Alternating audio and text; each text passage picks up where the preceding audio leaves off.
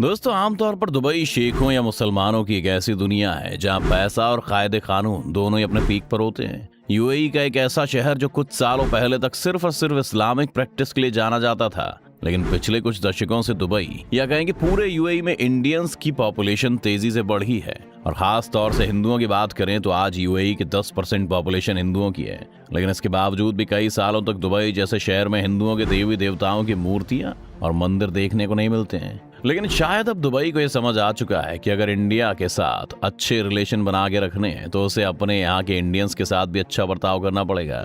इसलिए दुबई में रहने वाले हिंदुओं के लिए सबसे बड़ी खुशखबरी ये है कि दुबई में एक नए हिंदू मंदिर को बनाया गया है। जी हाँ दोस्तों, यूएई में बसे हजारों लोगों को इस नए हिंदू मंदिर की पहली झलक कुछ दिन पहले देखने को मिली और इसे देखते ही वो इसकी खूबसूरती में खो गए। और आखिर खोए भी क्यों ना, क्योंकि परदेश में कहीं आपको अपने भगवान का मंदिर दिख जाता है तो आपका कॉन्फिडेंस अपने आप बूस्ट हो जाता है। तो आपको बता दें कि मंदिर इसी महीने खुला है, लेकिन अभी ऑफिशियल तौर पर इसकी ओपनिंग होनी बाकी है।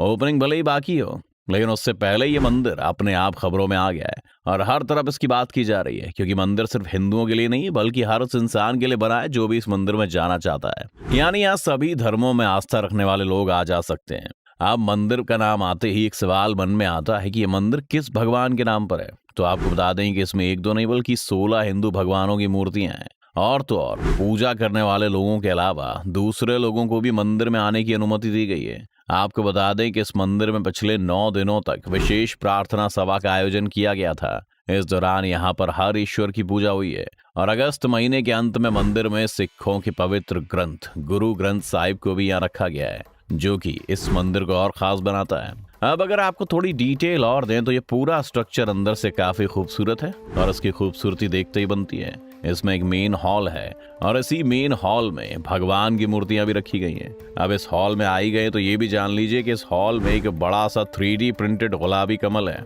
जो पूरे गुंबद पर नजर आता है और इसे खूबसूरत बना देता है। मंदिर के अधिकारियों की माने तो ये मंदिर 70,000 स्क्वायर फीट के हिस्से में फैला है और 2 मंजिला है। पहली मंजिल पर एक बड़ा सा प्रेयर हॉल है। इसके एक किनारे पर छोटे कमरे बने हैं जिसमें 16 भगवान स्थापित हैं। वहीं भगवान ब्रह्मा के लिए एक अलग से कमरा है। दूसरी मंजिल पर 4,000 स्क्वायर फीट का एक हॉल है। इस हॉल में कई रिलीजियस और सोशल प्रोग्राम्स का ऑर्गेनाइजेशन हो सकेगा। इसमें श्रद्धांजलि सभा, शादी समारोह और दूसरे कार्यक्रम शामिल होंगे। दुबई में रहने वाले कई परिवारों को इस मंदिर को देखने का मौका उस समय मिला जब यहाँ पर भगवान की मूर्तियों को पूरे पूजा पाठ के साथ बिठाया जा रहा था। उस दौरान कई परिवारों ने मंदिर की तरफ से ऑर्गेनाइज्ड इवेंट्स में हिस्सा लिया।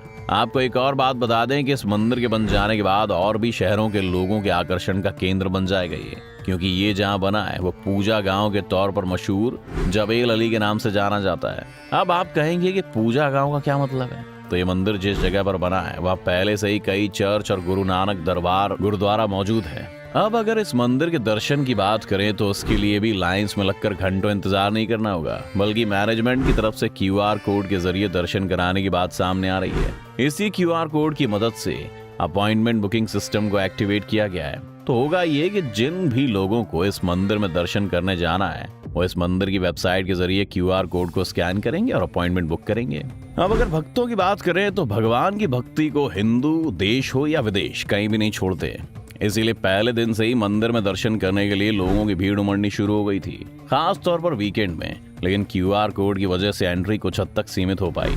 भीड़ को मैनेज करने और सोशल डिस्टेंसिंग के लिए प्रक्रिया अपनाई गई थी। जैसा कि हमने आपको बताया कि अभी मंदिर की ऑफिशियल ओपनिंग नहीं हुई है, इसीलिए अनऑफिशियली तौर पर ओपन हुए इस मंदिर को फिलहाल तो बंद ही रखा गया है और अभी मंदिर में इस समय सिर्फ मंत्रोच्चारण किया जा रहा है। 14 पंडित इस मंदिर में मंत्रों को पढ़ रहे हैं और ये सभी पंडित भारत से हैं। सुबह 7:30 बजे से 11 बजे तक और फिर शाम 3:30 बजे से रात 8:30 बजे तक मंत्रोच्चारण किया जा रहा है। इसके अलावा अभी मंदिर में कोई और काम नहीं हो रहा है। अगर ओपनिंग की बात करें तो इसके लिए ग्रैंड ओपनिंग का प्लान की तैयारी चल रही है, जिसमें यूएई और भारत सरकार के सीनियर अधिकारी इस दौरान मौजूद रहेंगे। इसके अलावा कुछ राजनयिक और सामुदायिक लीडर्स को भी इसके लिए न्योता दिया गया है। बता दें कि मंदिर 5 अक्टूबर के आधिकारिक तौर पर बाकी जनता के लिए खोल दिया जाएगा, जो कि सुबह 6:30 बजे से लेकर रात 8 बजे तक खुला रहता है। प्रशासन की तरफ से बताया गया है कि 4 अक्टूबर को मंदिर औपचारिक तौर पर खोल दिया जाएगा।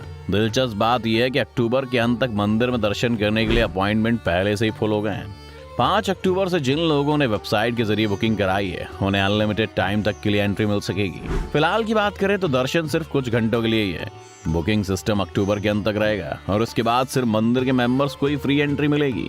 वो किसी भी समय आकर दर्शन कर सकते हैं। इसके साथ ही मंदिर एडमिनिस्ट्रेशन ने ट्रैफिक को कम करने के लिए विजिटर्स से रिक्वेस्ट किया है कि वो मंदिर तक आने के लिए पब्लिक ट्रांसपोर्ट का प्रयोग करें, जिससे कि पूरा सिस्टम सही तरीके से चल पाए और लोग दुबई में रहकर भी अपने देवी देवता के मंदिर में जाकर पूजा पाठ कर सकें।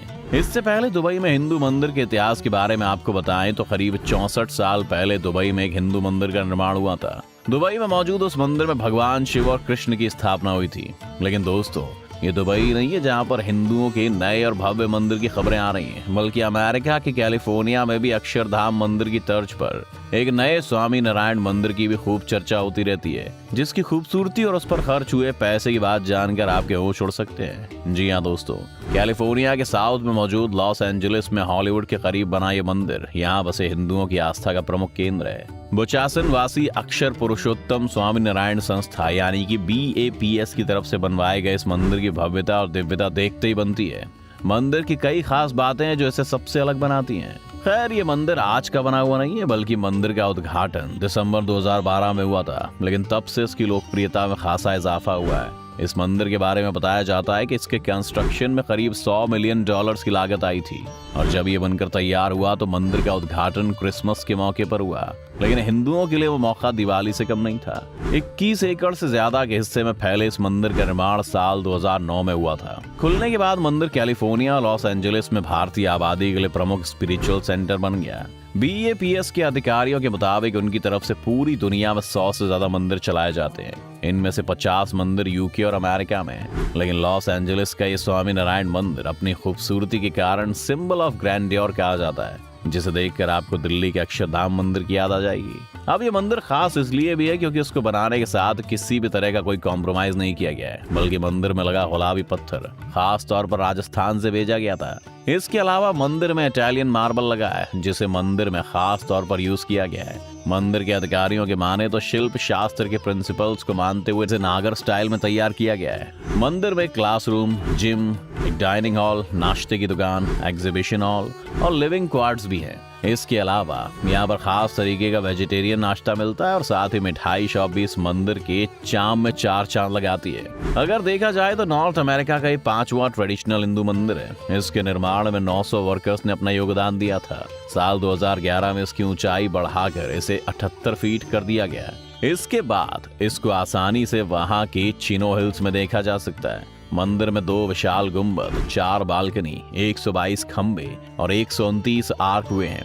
आपको बता दें कि इसके कंस्ट्रक्शन के साथ ये तय हो गया था कि 1000 साल तक टिका रहने वाला मंदिर है, जो कि अपने आप में इको फ्रेंडली भी माना जाता है और सोलर एनर्जी से संचालित होता है। आपको जानकर हैरानी होगी कि यहाँ के सोलर सिस्टम की वजह से एटमॉस्फेयर में 1556 टन कार्बन डाइऑक्साइड कम निकलती है। खैर, ये सब बातें तो मंदिर के लिए जरूरी हैं ही, लेकिन आमतौर पर मंदिर जिस काम के लिए बनता है वो होता है श्रद्धालुओं की आस्था का केंद्र होना। और ऐसे मंदिर हर तरह से भारत के बाहर सेंटर ऑफ वर्शिप बने हुए हैं। आपकी इस मामले में क्या राय है दोस्तों, हमें कमेंट करके जरूर बताएं और साथ ही इस वीडियो को लाइक और शेयर करना ना भूलें और चैनल को जाते जाते सब्सक्राइब कर जाएं।